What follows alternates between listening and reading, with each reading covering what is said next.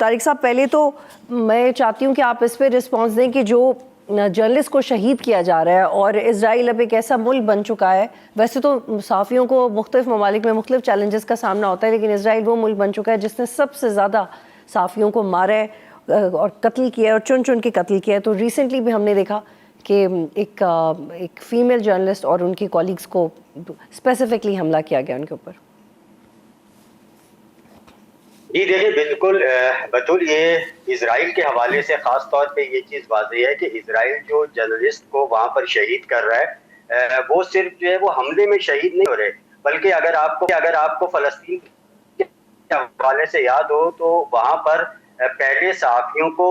Threats بھیجی جاتی تھی مختلف طریقوں سے، اور پھر اس کے بعد انہیں ہدف بنایا جاتا تھا اور ان کو ان کے اہل خانہ کے ساتھ ہدف بنایا جاتا تھا، جس کے نتیجے میں ہمارے کئی جو صحافی ساتھی تھے وہ اپنے اہل خانہ کے سمیت شہید ہوئے ہیں۔ اسی طرح لبنان میں آپ کو یاد ہوگا کہ میں جب لبنان گیا تھا تو وہاں میں نے ان جرنلسٹ کو جب کام کرتے ہوئے دیکھا، جب ہم کفر قلعہ میں بارڈر پہ موجود تھے اسرائیل کے اور لبنان کے، تو وہاں پر یہ صحافی بے خوفی سے کام کر رہے تھے اور جو صحافیانہ ایتھکس تھے ان کو فالو کرتے تھے، ڈسپلن کو فالو کرتے تھے، کہیں پر بھی وہ آؤٹ آف دا وے جانے کی کوشش نہیں کرتے تھے کہ جہاں سے مخالف کو جو ہے وہ دشمن کو موقع ملے کہ انہیں ہدف بنا سکے۔ اس کے باوجود صحافیوں کو ہدف بنانے کا اسرائیل کا مقصد یہ ہے کہ وہاں پہ جو درندگی وہ دکھا رہا ہے لبنان میں، ایران میں اور فلسطین میں، وہ عوام تک نہ پہنچ سکے۔ آپ یہ دیکھیں کہ یہاں پر تو مختلف حصوں میں یعنی لبنان میں، ایران میں اور فلسطین میں اس نے صحافیوں کو شہید کر کے ایک آواز کو دبانے کی کوشش کی ہے، لیکن خود اسرائیل کے اندر وہ یہ کرتا ہے کہ اس نے میڈیا کا ایکسس روکا ہوا ہے۔ وہاں پہ عام شہری کو اجازت نہیں ہے کہ وہ کسی بھی تباہی کی ویڈیو ریکارڈ کر سکے، یعنی ان کو یہ خوف ہے کہ نہ صرف ان کی جانب سے کی جانے والی درندگی منظر عام پر نہ آ سکے، بلکہ جو ممالک اپنے دفاع میں اسرائیل پہ حملہ کرتے ہیں ان کی جانب سے کیے جانے والے نقصانات بھی عوام تک نہ پہنچ سکے۔ تو بنیادی طور پہ اسرائیل اس ٹائم جو ہے وہ عالمی سطح پہ یہ گنڈا بنا ہوا ہے اور وہ اس طریقے سے کام کر رہا ہے کہ جیسے وہ کسی ڈسپلن کا، کسی قاعدے قانون کا پابند نہیں ہے۔ اور طارق حبیب صاحب، اس پہ آپ کی کیا رائے ہے کہ ایک طرف کولیٹرل ڈیمیج نہ کرنے کی بات ہوتی ہے، دوسری طرف ہم نے دیکھا کہ اسٹیل پلانٹس پہ بھی حملہ کیا گیا، ایران میں یونیورسٹی پہ بھی حملہ کیا گیا، پھر ایران کیسے مذاکرات کے لیے تیار ہوگا؟ بلکہ وہ تو یہ بھی کہہ رہے ہیں کہ اگر آپ ہمارے جزیروں پہ قبضہ کریں گے ہم خود ہی اپنے جزیروں کو اٹیک کر دیں گے، ڈو اور ڈائی والی سچویشن ہے۔ پھر how do you see that? یہ بالکل دیکھیں بدول، اس میں ایک چیز جو سامنے آ رہی ہے وہ ہے کہ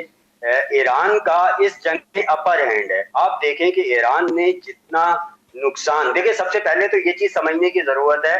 کہ جب یہ جنگ شروع ہوئی تھی پوری دنیا کو اسی وقت معلوم تھا کہ ایران ٹیکنالوجی کے حوالے سے امریکہ اور اسرائیل کا مقابلہ نہیں کر سکتا۔ تو اس طرح جو ایران کے پاس آپشن تھا وہ یہ تھا کہ اس جنگ کو جتنا لمبا کیا جا سکتا ہے اتنا لمبا کر دیا جائے، تاکہ مالی طور پہ امریکہ اور اسرائیل کو اتنا نقصان پہنچایا جائے کہ اگر وہ تاریخ میں کبھی یہ کلیم کرنے کی کوشش بھی کریں کہ ہم نے ایران کے ساتھ جنگ جیتی تھی، تو ان کو یہ کلیم کرتے ہوئے خود بھی شرمندگی محسوس ہو کہ جتنا نقصان ان کا ہوا ہے اس کے بعد چہرہ اپنے سر باندھنا جو ہے وہ ایک محض مذاق بن کے رہ جاتا ہے۔ ایران کا اس وقت اپر ہینڈ ہے۔ ایران نے ہر جگہ پر، ہر فورم پر، ایون یہ کہ میں یہ کہوں گا کہ میڈیا وار میں اور سوشل میڈیا وار میں بھی ایران نے جو ہے وہ اسرائیل اور امریکہ کو شکست دی ہے، جو ہمارے سامنے ہے۔ جتنا نقصان اسرائیل اور امریکہ کا ایران کر چکا ہے شاید تاریخ میں انہیں یہ نقصان نہیں اٹھانا پڑا۔ اور طارق حبیب صاحب ایک اور نقطہ،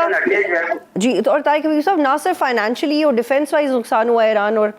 امریکہ کو، بلکہ جن مورلز کا مظاہرہ کیا ہے ٹرمپ صاحب نے، جو انہوں نے رائل اتھارٹی کے بارے میں جس طرح کے الفاظ استعمال کیے، وہ کتنے ریکلیسنس ہے ان کے الفاظ میں، یہ بھی ان کو ڈیمیج کرے گا، نہ صرف ان کی ان کالڈ وار اسٹریٹجی، بلکہ ان کی بدتمیزی یا جو لفظ وہ الفاظ استعمال کرتے رہے وہ ان کو کتنا ڈیمیج کرے گی مڈ ٹرم الیکشن میں؟ دیکھیں یہ تو بطول آپ نے یہ بڑا اچھا نقطہ اٹھایا ہے۔ آپ یہ دیکھیں کہ امریکہ کے جو سب سے زیادہ قریبی دوست تھے، جو اس کے اتحادی تھے، برطانیہ کے حوالے سے امریکہ نے یہ کہا کہ برطانیہ نے افغانستان میں برطانوی فوجیوں نے کوئی کام نہیں کیا, ساری جنگ امریکہ نے لڑی ہے, برطانوی فوجی پیچھے چھوٹے موٹے کام کر رہے تھے. اب اس پر برطانیہ میں شدید رد عمل سامنے آیا. پھر ڈینمارک کے حوالے سے یہ کہا کہ ڈینمارک کے فوجی جو ہے وہ چھپ کر بیٹھے رہتے تھے, انہوں نے کسی کارروائی میں حصہ نہیں لیا. حالانکہ اگر ہم افغان جنگ کے اعداد و شمار دیکھیں تو جو سب سے زیادہ جانی نقصان ہوا ہے نیٹو فورسز میں کسی کا, وہ ڈینمارک کا ہوا ہے. پھر آپ یہ دیکھیں کہ جاپان کی وزیر اعظم واحد ایک اتحادی کی صورت میں سامنے آئی جو ٹرمپ سے ملنے گئی اور اپنے ٹروپس دینے کا اعلان کیا. وہاں پہ جب ایک جاپانی صحافی نے ٹرمپ سے سوال کیا کہ ایران پہ حملہ آپ نے اچانک کر دیا تو ایسا سرپرائز دینے کی کیا ضرورت تھی, تو ٹرمپ کا جواب یہ تھا کہ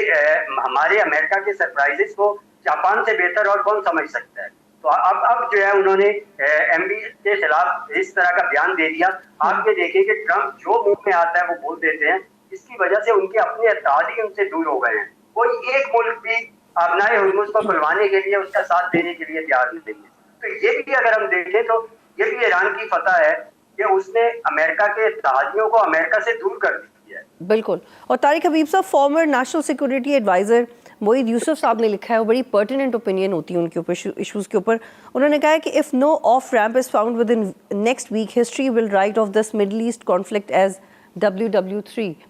تو یہ تیسری جنگ عظیم میں داخل ہو جائیں گے ہم خدا نخواستہ ایک ہفتے کے بعد. Do you agree with that? یہ بالکل ٹھیک. انہوں نے دیکھیں اگر یہ مذاکرات کامیاب نہیں ہوتے جس کی کوششیں پاکستان کر رہا ہے, اگر دیکھا جائے تو پوری دنیا اس وقت جو پاکستان کو سراہ رہی ہے, پاکستانی کوششوں کو سراہ رہی ہے, اس کی بنیادی وجہ یہ ہے کہ ساری دنیا یہ سمجھتی ہے کہ اگر یہ جنگ اس موقع پر نہ رکی تو اس کے بعد یہ ایک تیسری عالمی جنگ کی صورت اختیار کر جائے گی. آپ یہ دیکھیں کہ شمالی کوریا نے, رشیا نے, چائنا نے واضح طور پہ کہہ دیا ہے کہ اگر ٹیکٹیکل ویپنز ایران کے خلاف یوز ہوئے تو ہم ایران کو سپورٹ کریں گے. یہ واضح طور پہ ایک میسج ہے کہ اگر ایک حد سے آگے بڑھے امریکہ اور اسرائیل تو دیگر ممالک جو ہیں, دیگر پاورز جو ہیں, ایران کی اتحادی پاورز وہ بھی ساتھ شامل ہو جائیں گی, اور یہ یقینی طور پہ ایک تیسری عالمی جنگ کا سینیریو بنتا ہوا نظر آ رہا ہے. ٹھیک ہے طارق حبیب صاحب, آخری سوال آپ سے یہ, اس پہ ایک آرٹیکل بھی لکھا گیا ہے, اٹس ورتھ ٹاکنگ اباؤٹ. اس کا نام ہے اسٹریٹجک بلائنڈ اسپاٹ. سعدیہ سلیمان صاحبہ نے لکھا ہے, دی نیوز میں یہ پبلش ہوا. اس میں انہوں نے یہ رائے دی ہے کہ آنے والے وقت میں یونائٹڈ اسٹیٹس کے انٹرسٹ پاکستان میں شارٹ ٹرمڈ ہے, چائنا کے لانگ ٹرمڈ ہیں کیونکہ اسٹیٹ بیکڈ ہیں, اور یو ایس کو اگر آلٹرنیٹیو منرلز کی مارکیٹ چاہیے جو کہ فی الحال چائنا کی ہے دنیا میں, اور اگر پاکستان سے چاہیے اور وہ اس کو بزنس کنٹینیو کرنا ہے, تو یہ ان علاقوں میں ہوتا ہے پاکستان میں, یا ہوگا for example Reko Diq and other areas جہاں پہ انسٹیبلٹی زیادہ ہے. تو یو ایس نہیں چاہے گا کہ پاکستان میں انسٹیبلٹی ہو. آپ اس سے ایگری کرتے ہیں؟ جی دیکھیں بالکل یہ بات بالکل ٹھیک ہے. اور بطول اس میں ایک چیز اور ہے کہ یہ جنگ ہے, خلیجی جنگ ہے, اس نے جو سینیریو اور جو سچویشن ابھی عالمی سطح پر پیدا کر دی ہے, اس میں